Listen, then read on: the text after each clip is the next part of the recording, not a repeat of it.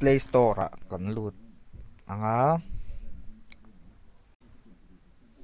personal stickers for WhatsApp hei hi kan install anga chuan nya install zoa Play Store tang hian kan chuak anga kan file manager a kan lut anga kan thalak sticker kan siam du ho omna khan kan lut anga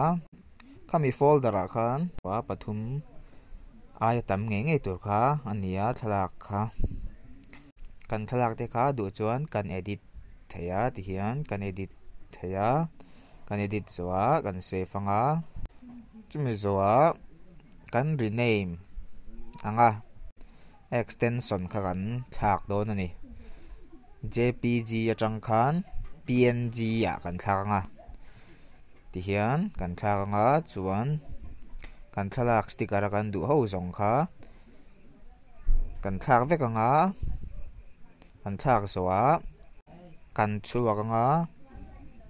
kan file manager tang khan chuan personal sticker application kan download a khan kan lut anga khata khan kan thalak omna kha a folder kha aron lang to mai do ni ti hian chuan a thi kan hedanga ti hian kan tianga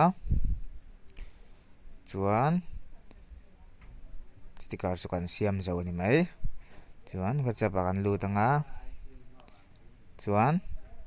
ti khan kan mang thei ni mai khadi rong khan ye